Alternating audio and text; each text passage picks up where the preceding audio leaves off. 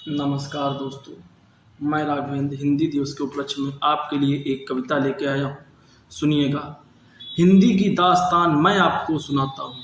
हिंदी की दास्तान मैं आपको सुनाता हूँ। उजड़ी हिंदी की दास्तान मैं आपको बताता हूँ। उजड़ी हिंदी की दास्तान मैं आपको बताता हूँ। जिस तरह से आज लोगों ने अन्य भाषाओं को जिस तरह से महत्व दिया, हिंदी के महत्व को वो नहीं समझ रहे हैं। तो उसी पे कविता है। मातृभाषा की महत्व मैं आपको सिखाता हूँ। मातृभाषा की महत्व मैं आपको सिखाता हूँ। पाश्चात्य संस्कृत में मातृभाषा भूल जाता हूँ।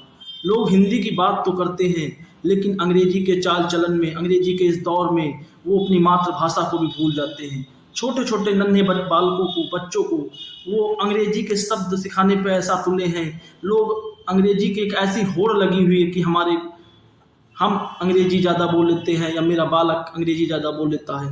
तो इस तरह की भावनाएं व्यक्तियों के मन में नहीं होनी चाहिए। अंग्रेजी का तो मानो एक चलन हो गया है। लोग हिंदी माध्यम स्कूल में अपने बच्चों को भेजना तक नहीं चाहते हैं।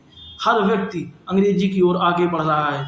तो ये चीज़ें हमारे राष्ट्र के लिए अच्छी नहीं है कि जिस तरह से हम हिंदी को सीख जाते हैं, उस तरह से हम, हमारा बालक या हम या स्वयं या हमारी आने वाले जो अभी पीढ़ियाँ होंगी, क्या वो उस तरह से अंग्रेजी सीख पाएंगी? नहीं। लेकिन हाँ, ये ज़रूर है कि हम उन्हें ज़बरदस्ती अंग्रेजी सिखाते हैं। जितना टाइम हमें हिंदी सीखने में लगता है, उससे कहीं अधिक समय हमें अंग्रेजी सीखने में लगता है। हिंदी में अंग्रेजी की तुलना में देखा जाए तो अंग्रेजी से करीब 100 गुना अधिक शब्द हैं, लेकिन लोग हिंदी को छोड़ रहे हैं। तो उसी पे ये कविता है। पाश्चात्य संस्कृत में मैं मातृभाषा भूल जाता हूँ। पाश्चात्य संस्कृत में मैं मातृभाषा भूल जाता हूँ। पराई भाषा फिर भी मैं न सीख पाता हूँ।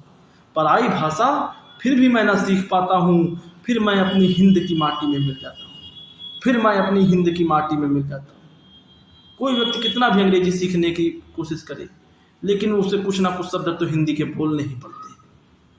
बेशक वो कितनी भी कोशिश कर ले, बिना हिंदी के उसका काम नहीं हो सकता। फिर मैं अपनी हिंद की माटी में मिल जाता हूँ। हिंदुस्तान में हिंदी को मातृभाषा का दर्जा नहीं दिला।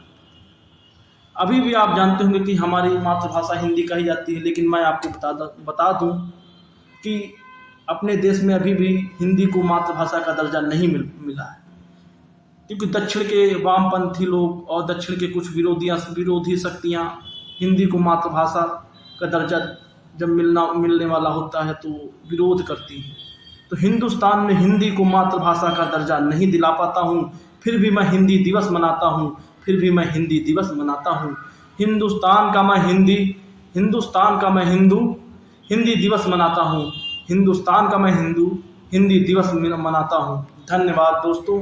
ये कविता कैसी लगी हिंदी दिवस पे आप बताइएगा और कमेंट करिएगा।